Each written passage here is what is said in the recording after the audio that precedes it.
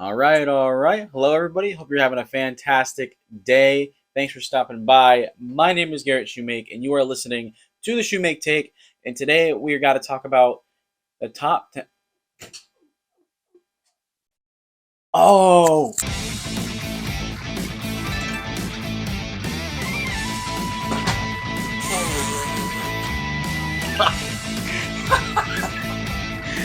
oh my God. Gotcha. You thought that was the actual intro to the show? Nope, it was indeed not. Joke's on you. I had to feed my dog. That's what that was. He came in and barged in, and then had to remind me that I forgot to feed him, and I feel so bad. But I'm so lucky to have a dog that knows like what time he's supposed to be fed. Like he knows time. He just straight up knows time. He knows when I'm supposed to be coming home. He knows how long it takes. Like when I'm coming from work and school. Like this dog is smart. He's too smart for his own good. Maybe next episode I'll bring him on to show everybody. But right now he's currently eating, so I'm not going to take him away and distract him from that. We got a show to record, and I just realized I didn't even do a proper intro after the after he barged in on me. But all right, all right. Hope you're all having a fantastic day. Thank you for stopping by. My name is Garrett Shumake, and you are listening to the Shumake Take, and this is episode 7. I had to think about that for a second. That's kind of depressing. But yeah, we're in episode 7, and we're finally, getting into the heat of the defensive side of the football for covering draft prospects coming in this year. And because I'm crunched for time because I'm doing work and school. I'm going to be breaking down my top 5 edge rushers, and I'll be breaking down my top 5 defensive linemen. And I know like some of the edge rushers, yeah, they play on the defensive line. Some of them play more off the edge, off ball, but strictly, it's going to be more strictly edge rushers, and then strictly like defensive linemen, like guys that will play on the defensive line, like a defensive end or defensive tackle. So sorry that I'm crunched for time. Sorry that it's not going to be top 10 of each. But I realized that I completely forgot to cover inside linebacker. So we will be getting a bonus episode tomorrow covering the top inside linebackers. And then we'll conclude Thursday with DBs, corners, safeties, all that. And then doing a full first round mock draft. And then we're going to get to rants on Friday. And we will be cooking for the most part. But as I said, we got to talk about my top 5 edge rushers and then my top 5 defensive linemen. I think the edge rusher class in general is not as deep compared to other positions in this draft class. It's very top heavy, in my opinion. Same thing for the defensive line. These guys, I think, they're the best of the top 5 at their respective positions. And then after that, it's kind of, there's a couple guys that maybe like 6 and 7 you could argue that are in there, but like I said, crunch for time here. So we got to cover the top 5 edge rushers and top 5 defensive linemen, and we are going to go switch to the computer because I like the mics, I like how it sounds, I love the graphics, and we are going to do that right now. All right, time to get into our edge rushers, starting off with FSU's Jared Verse. I'm giving him a first round grade, and I think he's the best edge rusher in this draft class. He's 6'4", 254 pounds, 23 years old, and last season he had 41 tackles, 9 sacks, and then a forced fumble. And Jared Verse started his football days at Central Columbia High School in Berwick, Pennsylvania, and he found his collegiate football home in Albany after redshirting in 2019. His first active season in the delayed spring 2020 FCS season was followed by a standout fall, where he secured 14.5 sacks, 21.5 tackles for loss, and a spot on the first team All-Colonial Athletic Association. After that, Verse transferred to Florida State, arriving with the 4-star transfer prospect rating and being regarded as the second best edge in the transfer portal at the time. At the Seminoles, he showed his worth in pressing against opposing offenses and putting up strong numbers in his opening season. He continued to impress, accumulating 9 sacks, 17 tackles for loss in one campaign in 2022 actually. His performance earned him all first team all ACC honors, confirming his standing as a defensive force against top collegiate competition. Looking to the 2023 NFL Draft, Verse was in the conversation for a likely first-round pick, and still is. And he's drawn comparisons with the names like Will Anderson and Tyree Wilson.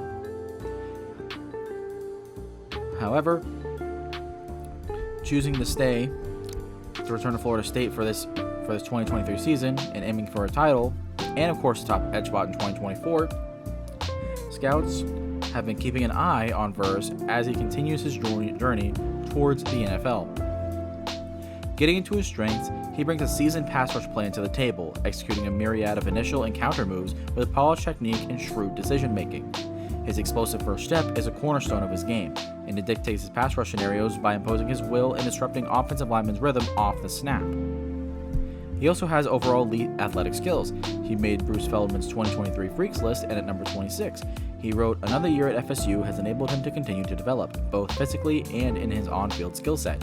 At 6'3", at his size, he power cleans 360 pounds, squats 555, and benches 455. But he also has excellent burst, running at 21.14 miles per hour in a game with max acceleration of 5.85 meters a second, with max deceleration with minus 6.98 meters per second. Insane numbers. He also has exceptional bend and flexibility, which allow him to exploit the edge, dipping under offensive tackles and maintaining a tight, efficient pass to the quarterback. He also has the natural athletic gifts as talked about, and they're evident in his lateral agility, enabling effective redirection and counter moves that continue to confound protective schemes. And his functional strength should not be understated. Jared Verse consistently delivers powerful punches and showcases the ability to hold his ground against heavier opponents. And his motor runs incessantly. It's one of the best things I like about his game. He reflects a high-effort player who brings relentless energy and pursuit from snap to whistle on every single down. His hand usage is also a notable strength. Displays rapid and potent strikes that effectively navigate through opposing linemen's blocks to disrupt the backfield. And a hallmark of his game, the palpable explosiveness, permeates through his every move, asserting dominance in gap penetration and providing a perpetual disruptive presence. Getting into some of his weaknesses and some things I'd like to see him work on, while he maintains exterior leverage, occasionally he will overshoot, enabling offensive schemes to exploit created lanes and undermine the run defense's integrity and effectiveness. And despite a robust and physical approach to run defense, there is a discernible lack of control in his tackling, often resulting in missed opportunities in the backfield. And while the collegiate tackle for loss numbers are there, skepticism arises regarding the translatability of those statistics to the NFL, demanding further refinement of his approach. His anticipation and mental processing in the run scenarios also requires some evaluation. Enhancing block recognition and reactionary quickness out of his stance remains a pivotal area for development.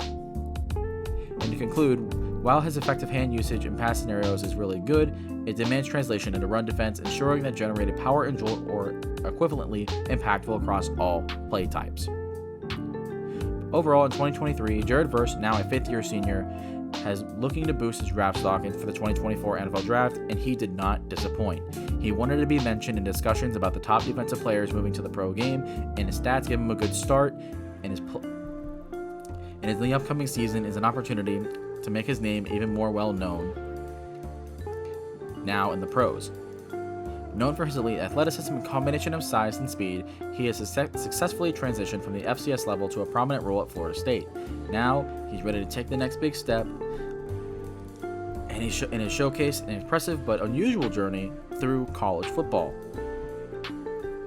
The best fits, I think, for him, and I think Atlanta is where Verse could be drafted highest at 8th overall, and you add him to an already strong defense, and he could be the anchor of it for years to come. But some other teams I'd like to see are New Orleans and the Rams. The Saints were near the bottom in sacks and have struggled to consistently hit on pass rushers over the years. Getting Jared Verse could be the move to make things right and push everything in the right direction. I also like the Rams because they had a sneaky good pass rush given their roster on paper last season, but if you pair Verse on the edge with Byron Young, I think you could have an elite pass rush duo for years to come. I think that's very, very fun to think about. And lastly, while it would require him to fall past the top 10-15, which probably is not going to happen, so it would probably have to be a trade, but I would really, really like to see Philly make a trade and go get him and one of the higher picks. Because they lost Hassan Reddick, they desperately need a young, dominant edge rusher, and I think Jared Verse could give them just that.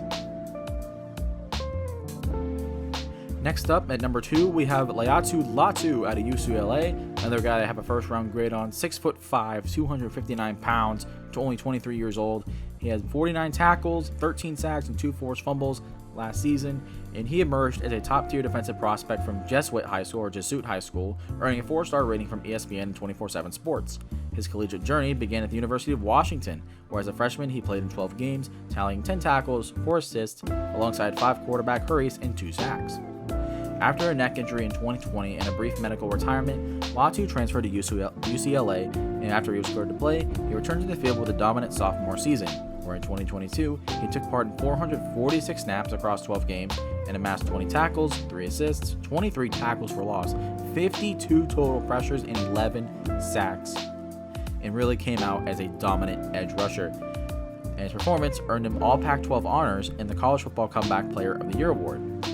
And this year, he absolutely peaked. He earned the Lombardi and Ted Hendricks Awards, and Latu's story so far has been nothing short of absolutely remarkable and heartwarming. He is a guy who will now continue that story into the draft, where he could potentially be the first defensive player off the board. As I mentioned, he won the 2023 Lombardi Award and Ted Hendricks Award. Just for people to know, the Lombardi Award is the award for the best player who best embodies the values and spirit of the NFL's legendary coach Vince Lombardi, and the Ted Hendricks Award is the award for the best defensive end in college football. Getting into his strengths, he boasts a robust frame with a requisite length and athleticism needed for an edge role, employing both 2-point and 3-point stances effectively. He also exhibits impressive initial burst off the line, utilizing his quickness to gain the edge combined with power to unbalance tackles. He also demonstrates lateral agility and elusive nature, making it challenging for offensive linemen to engage and maintain blocks. Along with that, he also utilizes a diverse set of power rush moves with advanced hand techniques, allowing him to disengage and navigate past blockers consistently. He also shows commendable body control at the rush apex, adeptly redirecting to quarterbacks who step up in the pocket. He also creates mismatches inside against guards on passing downs with his quickness and relentless pursuit to the quarterback. And though more suited to zone, he can drop into coverage, displaying good instincts. However, it may be limited in man coverage due to change of direction constraints, but he overall is an instinctive playmaker with a persistent motor, frequently forcing turnovers and disrupting offensive momentum. Getting into some weaknesses, a couple things I'd like to see him work on. He displays just adequate athleticism relative to NFL standards for edge rushers, which may limit his ceiling at the professional level. And his arm length is also average, potentially hindering his ability to keep blockers at bay and control engagements on the edge. His run defense occasionally suffers from lapses in awareness, requiring refinement in diagnosing and reacting to run plays. He also struggles to disengage from blockers in the run game, and a skill that needs development to contend with NFL caliber offensive linemen. And of course, we have to talk about it. The medical history poses a significant risk, introducing a variable that could impact his draft stock and durability concern. To conclude, Laiatu Latu's trajectory is on the rise, and he is quickly becoming one of the most dominant pass rushers in college football. Well, he is one of the best pass rushers in college football last year. This is outdated, I'm sorry.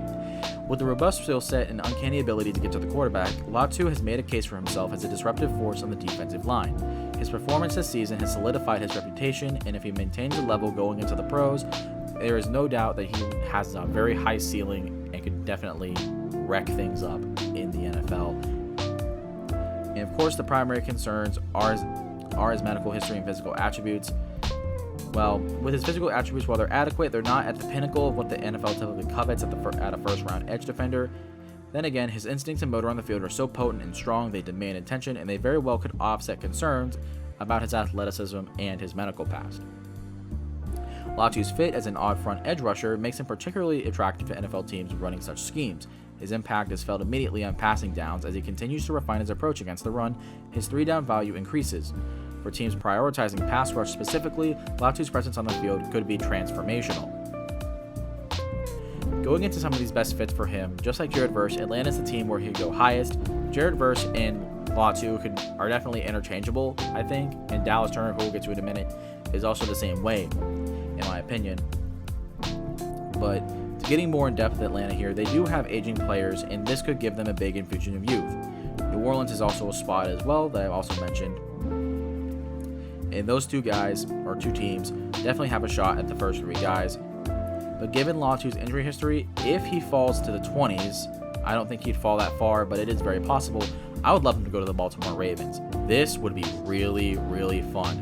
With all the players they left in free agency, and of course already having a consistently good defense every year, the Ravens, they do lack a star edge rusher, which would allow Latu to go a situation where he wouldn't have to be a focal point necessarily right away, because they do have Justin Matabuke, who performed really well. And with all the talent on that defense overall, would allow him to get amazing coaching. He wouldn't have to be forced to, like I said, to be an impact right away and have to immediately, be dominant day one. Although I'd like for him to be, and I think he could be. He definitely would develop into the guy that everyone wants him to be if he goes to the Baltimore Ravens. All right, continuing on with number 3, Dallas Turner out of Alabama. Another guy here that I have a first-round grade on, of course. 6'3", 247 pounds, only 21 years old. And last year he had 53 tackles, 10 sacks, and 2 forced fumbles. Dallas Turner arrived at Alabama with a reputation as one of the nation's elite high school prospects, earning a 5-star rating and drawing significant attention from major college programs. He ended up choosing Alabama, where he quickly made an impact. In his freshman year, he played 15 games, amassing 18 solo tackles, 3 assists, and 9 sacks, displaying his ability to disrupt the quarterback with 25 total pressures. By his sophomore season, Turner's role had increased. He had played 609 snaps over 12 games, and he improved his tackle count to 23 solo tackles, 9 assists, along with 5 sacks and 35 total pressures. While his coverage stats didn't include pass breakups or interceptions, his pass rushing numbers remained very impressive. In Turner's early achievements at Alabama, including freshman All-American honors and an All-SEC freshman team selection, underscore his potential. Despite fluctuations in statistical production, his skill set as a pass rusher has kept him in the spotlight as an NFL prospect. His commitment to Alabama has been a boon to the Crimson Tide's defense and his development as a top-tier linebacker and edge defender. Getting into some of his strengths, he is an incredible athlete, and he absolutely put on a show at the NFL Combine, where his testing was off the charts. He ran a 4.46 40-yard dash, as long as it's 1.54 10-yard split. He also had a huge 40.5-inch vertical jump and a 10-foot 7-inch broad jump.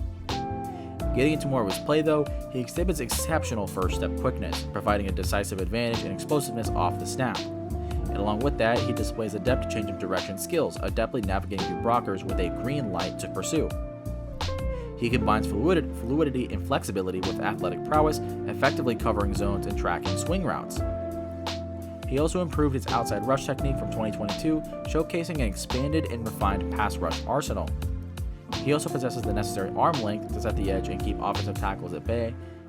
He also effectively utilizes his frame to slip through tight spaces in run defense while keeping his outside arm unengaged.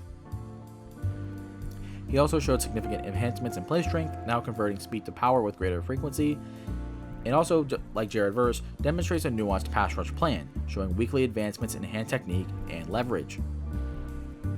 The big thing that I'd like to see Dallas Turner work on is he needs to bulk up his frame to withstand the rigors of the NFL. He does struggle to maintain ground against multiple blockers or when engaged head-on, and his run defense is predicated on leveraging angles effectively, and to elevate his game, he must develop the ability to overpower opponents in close quarters.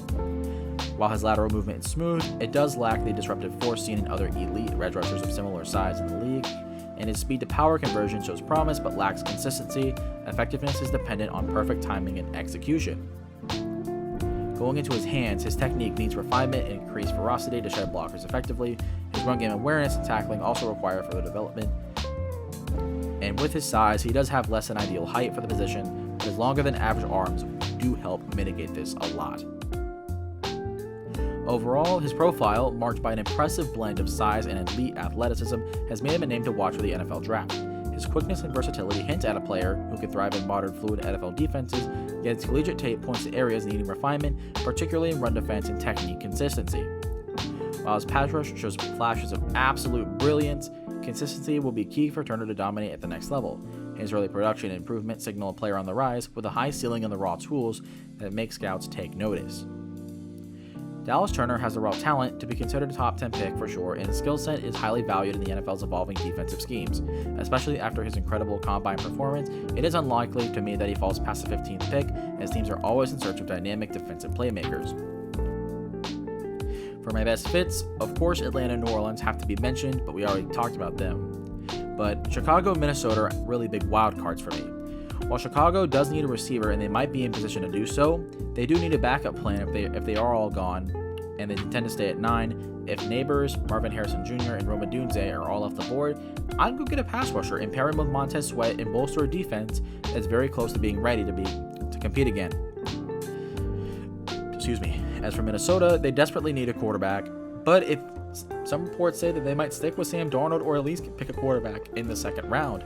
So if they do this, and then this is their choice, the next position of need on the list is pass rusher. They desperately need it, and Danielle Hunter needs an extension, but with Justin Jefferson looming, I almost said Justin Jettas, but of Justin Jefferson needing a big contract extension, probably coming over taking priority, that probably won't happen, so Danielle Hunter might be gone. And along with other starters leaving, this puts the cupboard very, very empty. It's as empty as it gets, and adding Dallas Turner could help keep the position afloat and anchor the defense for a long, long time.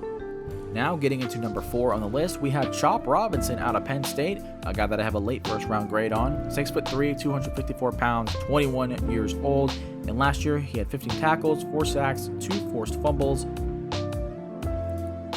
And Chop Robinson, the Penn State Nittany Lion, with an opposing presence on the edge, has marked his territory in the collegiate football landscape with remarkable achievements and a steep progression in his play.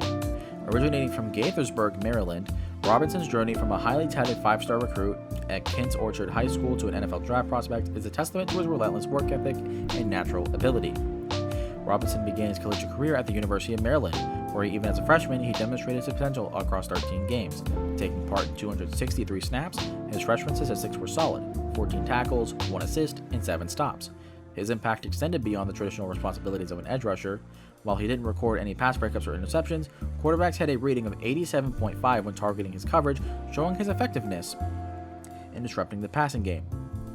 His pass rushing acumen was evident, with 13 total pressures, comprising 9 quarterback hurries, 2 QB hits, and 2 sacks. Seeking to elevate his game further, he transferred to Penn State for 2022. His sophomore campaign saw him take a significant leap forward, participating in 414 snaps across 11 games.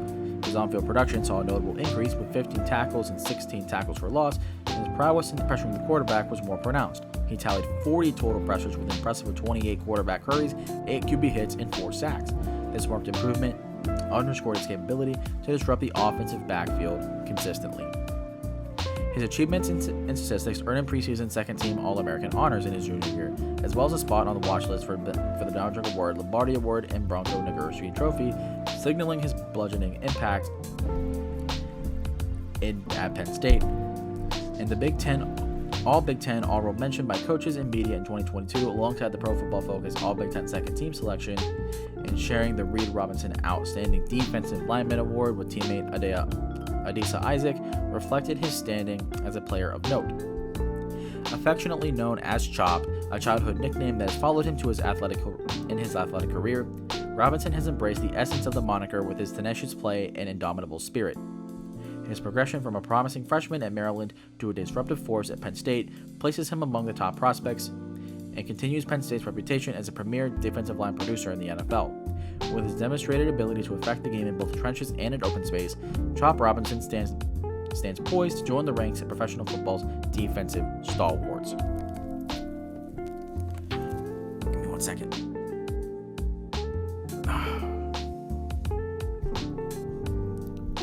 Okay. Getting into his strengths, he embodies his Chop moniker with boundless energy, impacting the game consistently as a 3-down player. He boasts a dense, powerful build with explosive point-of-contact strength that jolts opponents on impact.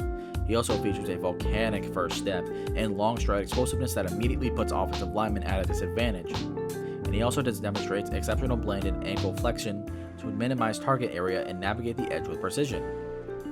He also exhibits searing lateral agility paired with high-caliber twitch to sidestep blockers and disrupt the backfield.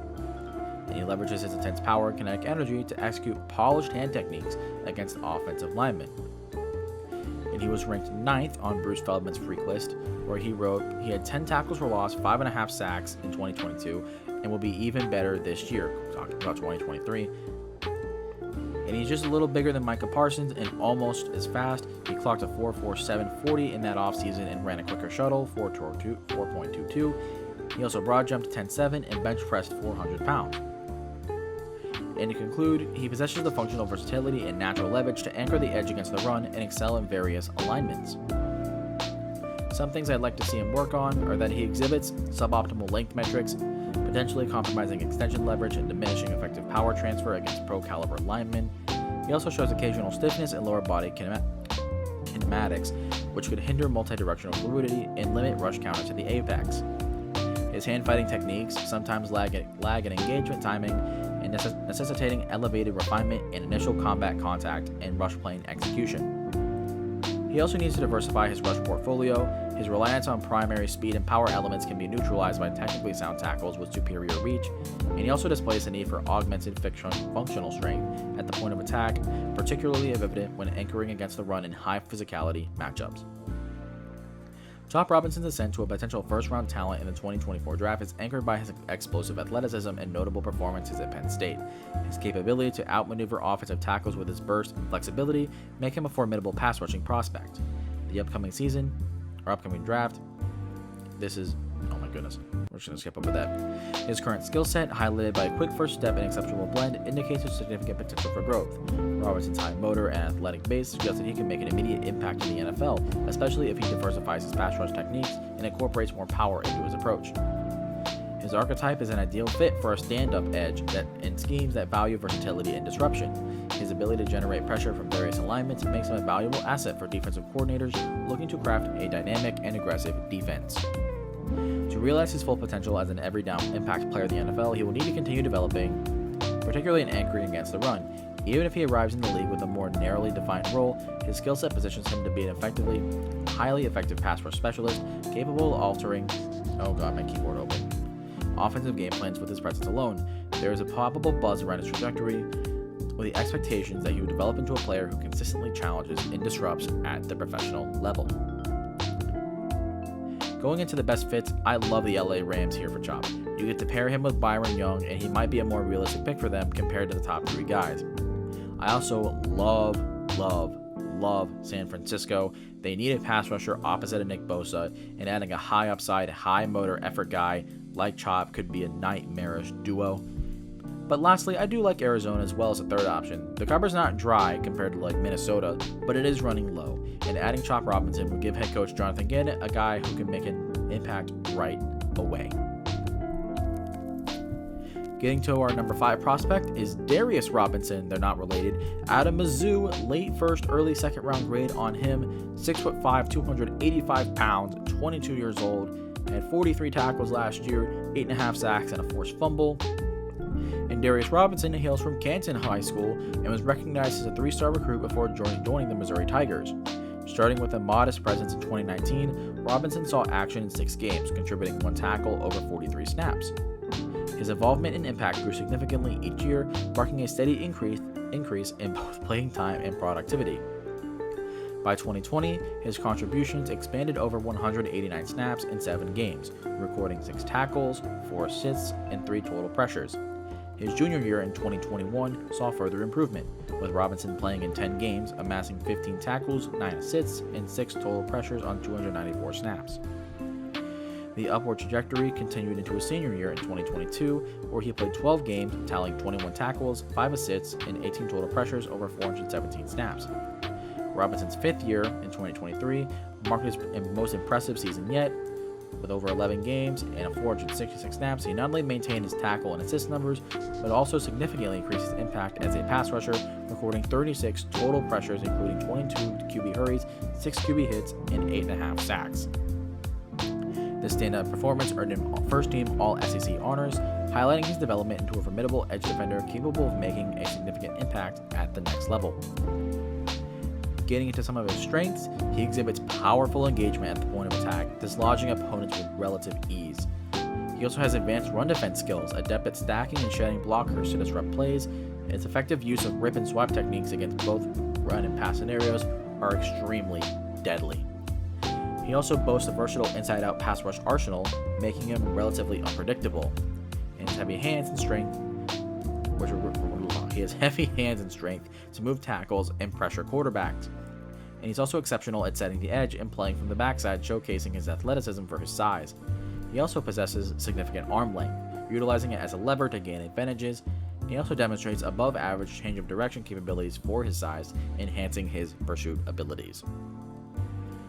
A couple weaknesses I'd like to see him work on though. His reliance on power moves can limit his pass rushing variability and effectiveness. He does seem to do it a lot, more than I'd like to see. He displays stiffness in his lower body as well, which affects his flexibility and edge bending. This might be an issue due to his size, so maybe if he loses a little bit, that might get better, but it also might be a technique thing. But while his pass rushing ability is really good, he lacks a refined plan, which leads to predictability and when it comes to engaging the offensive linemen. He also needs improvement in play recognition and control during high intensity moments. Too often in big games, he definitely just kind of looked a little lost, and I don't really worry about that too much, but it is something to mention. And his first step explosiveness does not align with NFL standards for edge rushers compared to the other guys. But overall, his transition from the interior to the edge has highlighted his adaptability and physicality, making him a fit for NFL defenses that value that flexibility. His power at the point of attack and ability to engage and shed blockers are immediate assets. However, to maximize his impact in the league, he will need to refine his pass rush technique and develop a more diverse set of moves to complement his bull rush. His lower half flexibility and quickness are areas for improvement, which could limit his effectiveness against more agile tackles and in space. Teams looking for a defensive lineman / edge rusher who can contribute immediately against the run with the potential to grow into a more complete pass rusher will find Robinson a compelling option. His physical attributes and production speak to a high ceiling, especially if he can expand his skill set and adapt to the faster pace of the NFL. His story of progression and performance at Missouri sets him up as a player with the tools to succeed at the next level, particularly in schemes that can utilize his versatility and raw power. Some of the best fits I'd like to see him go to. The best one for me is Baltimore. It's realistic for them, and he fits the mold of a Raven very well in my opinion, and he definitely in that defense could be a force for years to come. I also like San Francisco here as well if Chop Robinson is not available, and my wild card here is the Houston Texans. Yes, they have Will Anderson, and yes, they signed Denico Autry in free agency, but Denico Autry is in his 30s and they do need depth. You would probably have to trade up for him and go back into the late first round, but if you do that, he will most likely start behind Denico Autry and let him focus on his development, and this could prove very, very fruitful. And also, you can never have too many good pass rushers, and definitely that would help bolster a Houston defense that definitely looks very scary going into 2024. Alright.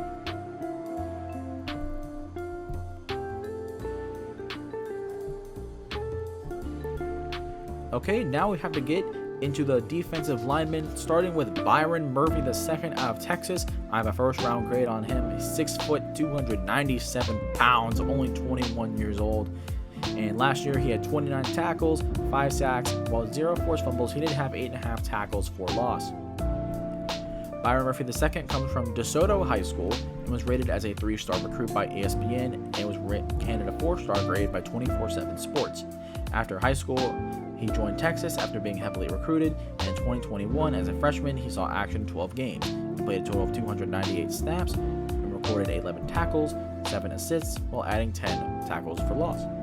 As a pass rusher, he added 11 total pressures, which included 9 QB hurries, no QB hits, but 2 sacks. And as a sophomore, he played in 12 games, played 358 snaps, and recorded 22 tackles, 7 assists, while adding 18 tackles for loss. As a pass rusher, he chalked up 19 total pressures, 16 QB hurries, 2 QB hits, and a single sack. In 2023 as a junior, he recorded 29 tackles, 5 assists on just 397 snaps, along with 19 tackles for loss. And as a pass rusher, he produced an incredible 40 total pressures, which included 30 QB hurries, 4 QB hits, and 5 sacks. His remarkable season earned him an invitation to the 2024 Reese's Senior Bowl. Getting into his strengths, he has a ton of these, and it starts with his elite athletic skills. He made Rich Feldman's freak list at number 18, and he wrote, "He has been clocked at 18 miles an hour on the GPS. He had team best 455-pound front squat and power clean 375. He could have gone heavier, but the strength coach, Tor Becton, shut him down apparently, and Becton said Murphy could have gone 500 on the front squat and 405 in the power clean." He also exhibits explosive first step quickness and disrupt plays behind the line of scrimmage, proving to be a nightmare for offensive coordinators. along with that first step, he utilizes exceptional leverage and core strength to anchor against the run and combat double teams, maintaining line integrity. And for his size, he is extremely agile and quick, capable of shooting gaps with precision, significantly disrupting both run and pass plays, and combining a relentless motor and high energy play, which consistently battles to the whistle across every single snap. He also has effective hand technique, which allows him to shed blocks and navigate through traffic to apply pressure or make stops. And he also demonstrates versatile defensive capabilities, effective in various schemes, with an ability to impact the game across multiple defensive fronts. That's a reflection of his sharp football IQ, which allows him to diagnose plays really quickly and adjust his approach to disrupt offensive schemes effectively. And overall, brings a blend of athleticism and technique to get to the field, or on the field, offering a potential for growth and refinement at the next level. And while his sack numbers are not elite, his non-sack pressure numbers are, and he forces double teams, allowing others to get their sacks. Some things I'd like to see him work on are that despite his disruptive presence, he lacks the prototypical NFL size for an interior lineman, which raised concerns about matchups against larger offensive linemen. He also occasionally relies too heavily on his athleticism, which should be mitigated with further technical refinement, and while effective against the run, he could enhance power and consistency in leg drive during engagements, and can also improve his precision in hand fighting to consistently defeat experienced blockers. Lastly, his aggressiveness sometimes leads to overpenetration, necessitating more disciplined play, recognition, and tackle execution. But overall, he emerges as a standout defensive tackle in this year's draft class, primarily due to his exceptional abilities as an interior pass rusher. His technique, explosiveness off the line, and ability to navigate through tight spaces draw a parallel to elite-level play seen in NFL superstars like Aaron Donald. Murphy's knack for collapsing the pocket from the inside and creating havoc for quarterbacks and running backs alike sets him apart as a defensive prospect. His pass rushing skills are not just effective, they are also game-changing. They allow him to disrupt offensive schemes and force adjustments at the line of scrimmage. And his arsenal of moves, combined with burst and hand usage, enables him to destroy the offensive line between tackles with finesse and power, reminiscent of Aaron Donald. While that's a very high bar, his collegiate performance and skill set suggests that he possesses the potential to become an outstanding pro. The ability to read the play, combined with his unmatched agility for a man his size, and makes him a constant threat in the backfield. And looking ahead, Byron Murphy II is poised to make an immediate impact in the NFL. His transition from college to the pros will be watched closely by scouts and coaches alike, many of whom anticipate his quick adaptation to the faster pace and higher complexity of the league. As teams increasingly prioritize interior defensive linemen who can pressure the quarterback, Murphy's skill set becomes even more valuable. His growth potential, coupled with already impressive foundation of skills, suggests that he could easily be considered one of the best defensive linemen in this draft class. When it comes to best fits, Miami is the best fit for me personally. They have a Christian Wilkins-sized hole on the defensive line that they need to fill, and Byron Murphy has the shoes to do it. If they want to remain competitive, I think this is the critical piece they need to make that happen. Cincinnati is a more underrated option for me. While they need an offensive line and potentially a wide receiver, they are technically in a position to take Murphy if needed. DJ Reader is gone, so they do need a young piece to fill that hole, but Buffalo is another underrated option that definitely takes some time to consider for similar reasons. They also need a receiver, and I believe that they are going to take one as of right now.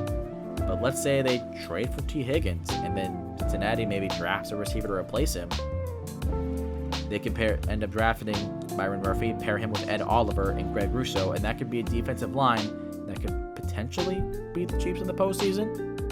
Who knows? Getting into our number 2 defensive lineman here is Jer'Zhan Newton out of Illinois. Have a first-round grade on him as well. 6'2", 304 pounds, 21 years old.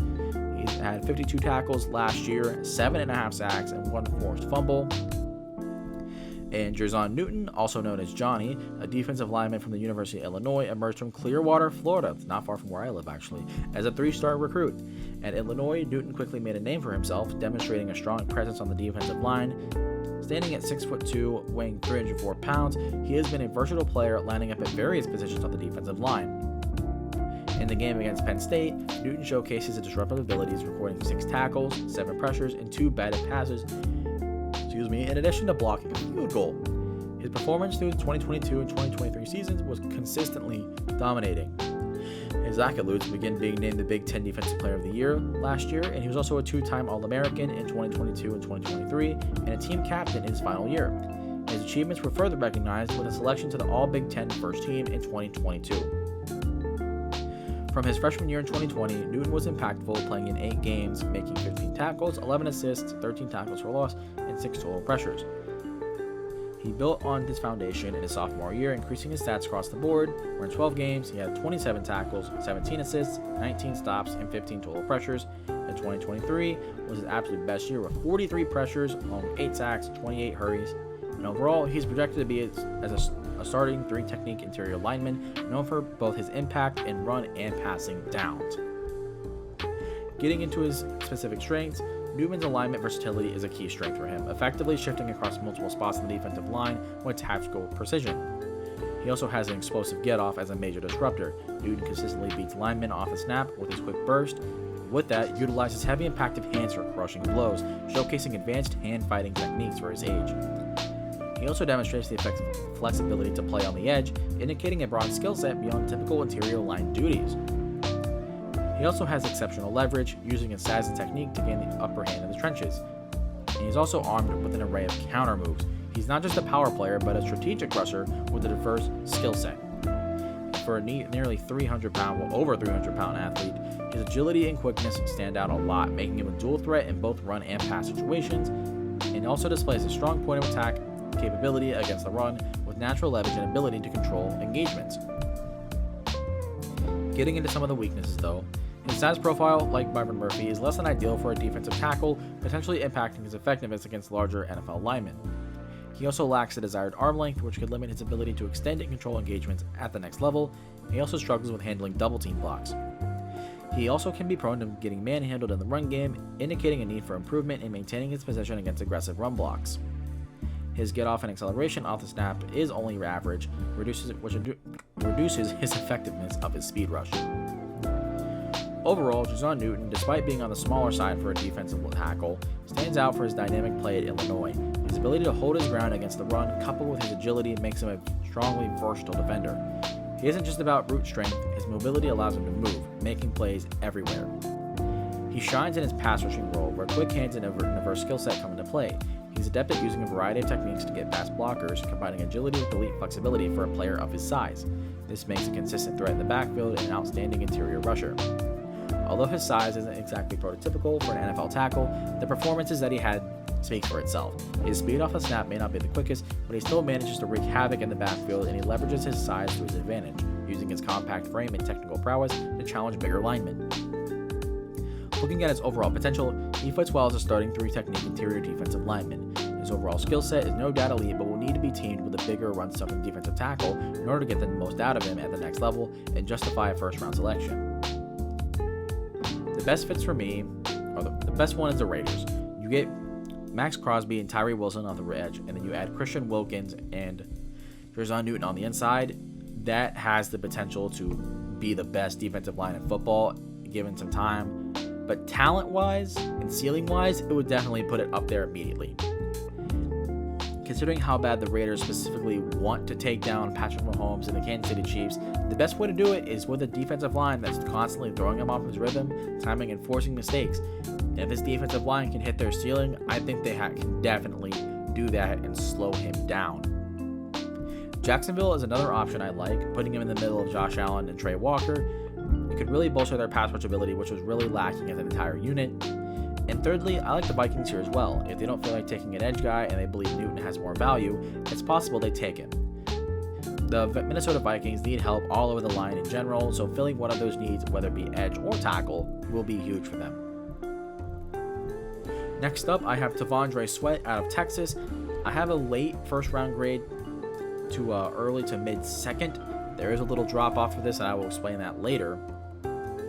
We got to start with his size, 6'4", 366 pounds, 22 years old, and last year he had 45 tackles, 2 sacks, 8 tackles for loss. And emerging from the heart of Texas football, this player made an indelible mark on the Longhorns defensive line, starting his journey in 2019, where he quickly adapted to college football's rigors, participating in 13 games and marking his presence with 6 tackles and 4 stops.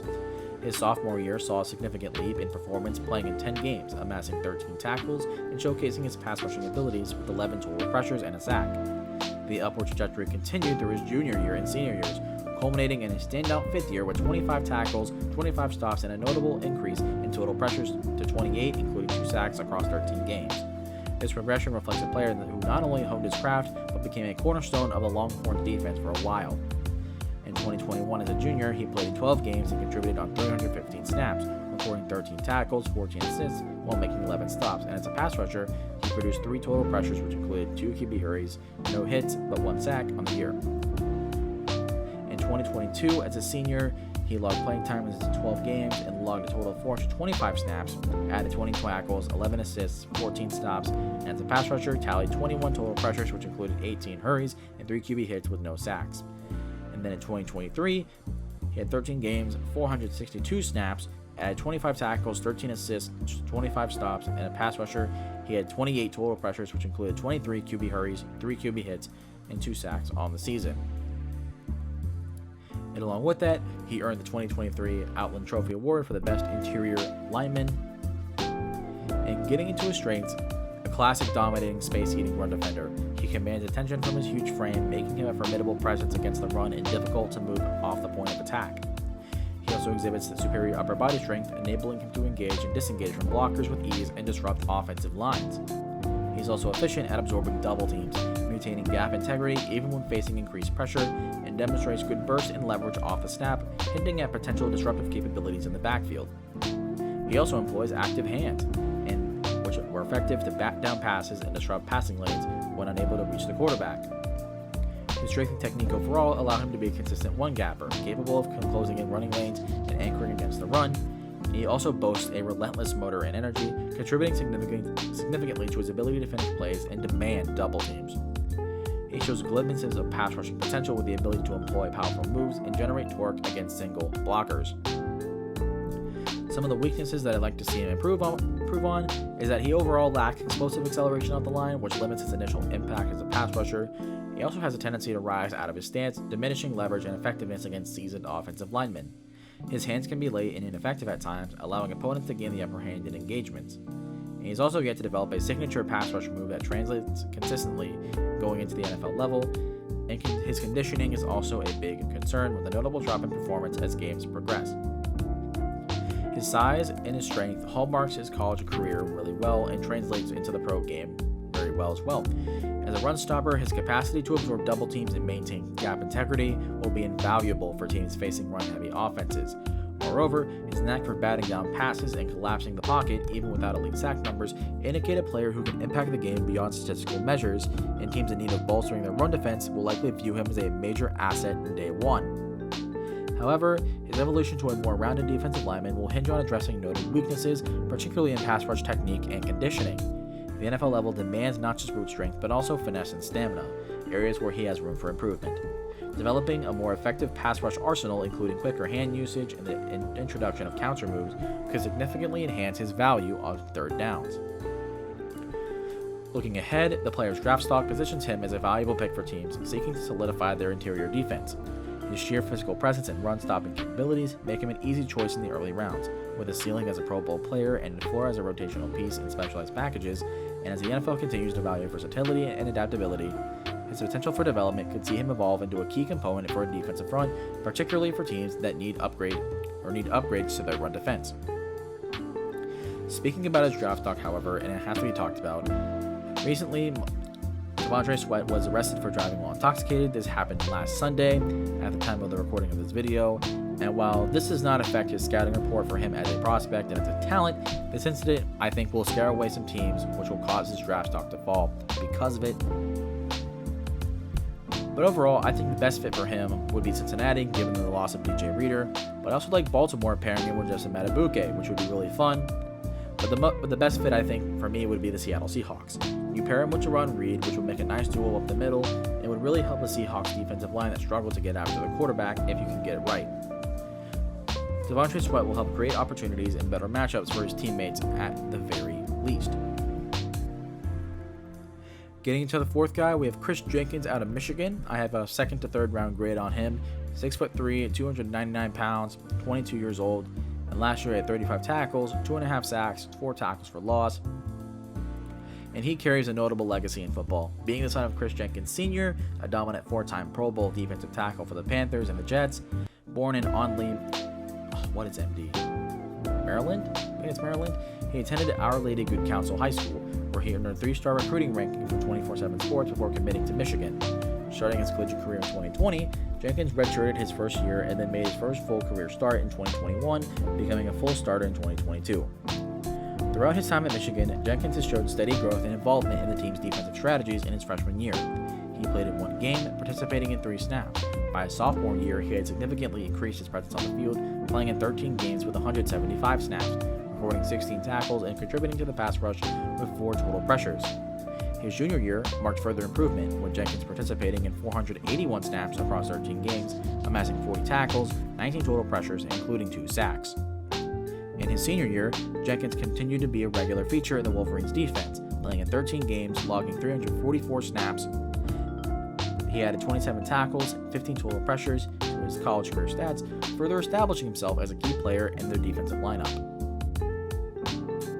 Born on October 10, 2001, he has managed to stay clear of major injuries throughout his college career. His physical attributes and gameplay reflect a foundational understanding of trench play, likely influenced by his father's successful NFL career. Jenkins not only continued the family legacy in football, but also adapted to it in his own style, showing potential in various defensive roles and techniques. His performance at Michigan, marked by consistent growth and increasing impact on the field, sets the stage for future endeavors in football. Getting into some of his strengths, he's very tough. He's a tough cookie against the run. Hard to push around due to his solid stance and strength, and he's got a strong punch at the line as well. He can really hold his own and push back against big offensive linemen. He's also good at reading and reacting to blockers' moves and does not get fooled easily as he holds his ground. And also shows a slick swim move to break free from blocks, especially effective when he's cutting across the line. Even when he's got an offensive lineman on him, he can still make the tackle, showing his grit and his muscle. He made the 2023 Freaks list of Bruce Feldman at number 6. He wrote that Jenkins recently did a Turkish get-up with a 170-pound dumbbell, the heaviest Herbert, whoever that is, someone tell me in the comments, has ever witnessed. Jenkins does pull-ups with a 100-pound weight strapped to his waist, oh my god, and also moves incredibly well for a 300-plus pounder, running a 7.163 cone, 4.33 shuttle, broad jumping 9.8, and vertical jumping 34 inches. His shuttle and 3-cone times are both almost 0.2 of a second faster than the quickest interior defensive lineman did at this year's NFL Combine. His broad jump would be tied for the best at this time, and his vertical jump would be the second best. Only Mozzie Smith topped his number on the bench press. I don't know why that jumped like that. That was all one thing for the Bruce Feldman's free lifts, by the way, I'm sorry. But to conclude here, he's got the hand strength and technique to control his matchups, giving him an edge in the trenches, and he's also great at holding his spot in gap control plays and reads the action well and can move side to side to stop the run. Some of his weaknesses that he needs to clean up: he needs to ramp up his game as a pass rusher for sure. Right now, he lacks variety in approach and often ends up in a stalemate without making much headway. Double teams can also throw him off, and he's got a leaner build, so he needs to work on keeping low and anticipating these situations better to hold his own against multiple blockers. And for a guy playing inside, you'd want to see more explosiveness off the snap. His first step doesn't pack the punch that you would expect, which means he's got to nail his pass rush plan and handwork to really break through. His reaction time to the snap also gets slower the further he lines up from the center. Quicker linemen get the upper hand on him, making first contact and throwing off his game. When it comes to his bull rush, Jenkins lacks a leg drive to really collapse the pocket. He's also not shown to much in the way of finesse moves or effective hand use in his overall pass rush attempts. He's definitely catching eyes and has caught eyes as a potential NFL draft pick, especially for teams looking to run muscle on the defensive line. He's solid against the run, really holding his spot in the B gap, and his athletic ability stands out a lot. But to climb up in the draft, he will need to boost his pass rush game, and as of now, he's shaping up to be a day 2 kind of pick, strong and athletic against the run, but still need to prove himself more against the pass. In the trenches, his physical strength and athletic prowess are clear. He has the ability to take on double teams and still disrupt plays, which is a testament to his athleticism and power, but when it comes to getting after quarterbacks, he has plenty of room to grow. His quickness off a snap and wider range of moves could really amp up his game. He isn't the full package just yet, but his combination of raw strength and athletic potential make him an intriguing prospect for NFL teams looking to beef up their defensive line. I think the best fits here are Chargers, Houston, and Minnesota, all for the same reasons. But this could be a guy that you pick up that has the potential to develop into a complete player and be a force. And all these teams need an interior lineman, and if Sweat, Murphy, and Newton are all gone, swoop in and get this guy immediately. Lastly, we have Braden Fiske out of FSU. I also have a second to third round grade on him. 6'4", 292 pounds, 24 years old, and last year he had 43 tackles, 6 sacks, 0 forced fumbles, and he comes from Michigan City High School, where he was rated after high school. What is this? Okay, my bad. As in 2018, as a freshman, Fiske saw action in just 2 games and played a total of 17 snaps, and he recorded no tackles, no assists, while adding no stops. Okay, it says he joined Western Michigan. Okay. As a sophomore for the Broncos, in 2019 he played in 12 games, took part in 279 snaps, and recorded 10 tackles, 8 assists, while adding 10 stops. And as a pass rusher, he chalked up 7 total pressures and 5 QB hurries, 1 QB hit, and 1 sack. In 2020, he played in 6 games, contributing 305 snaps, and recorded 13 tackles, 4 assists, and made 13 stops. And as a pass rusher, he produced 14 total pressures, which included 11 QB hurries, 1 QB hit, and 2 sacks. In 21, as a senior, Fiske logged playing time in 12 games and logged a total of 471 snaps, and also added 29 tackles, 7 assists, 26 stops, and as a pass rusher, he tallied 33 total pressures, which included 23 QB hurries, 6 QB hits, and 4 sacks on the season. In 2022, as a fifth-year senior, he logged playing time in 12 games and logged a total of 737 snaps. He also added 40 tackles, 14 assists, and 36 stops, and as a pass rusher, he tallied 45 total pressures, which include 32 QB hits and 32 QB hurries, an impressive 8 sacks on the season. Getting into his strengths, he displayed an incredible combination of size and speed with a 4.7840 and at 292 pounds. He also put up elite numbers in vertical, shuttle, and he is an absolute freak athlete. He displays exceptional athleticism and movement skills, which are critical for a defensive tackle, and he's also quick off the ball, showing ability to penetrate, to get off on timing, and get up and use it effectively, counter it effectively. And he's also effective in setting up pass rush moves and demonstrates agility and quickness. Continuing, he exhibits upper body strength and physicality at the point of attacking into the run, and also has the outstanding explosiveness and snap timing, which carry his high energy into contact. With that explosiveness, he shows a strong motor, willing to chase plays across the field with relentless pursuit, and has the strength and power to absorb and pry through double teams, showcasing good leverage and run defense. He utilizes a diverse skill set of pass rushing moves, including a solid arm over and powerful forklift moves. But getting into some things that I'd like to see him improve upon, he struggles with his pad level, leading to leverage issues against offensive linemen.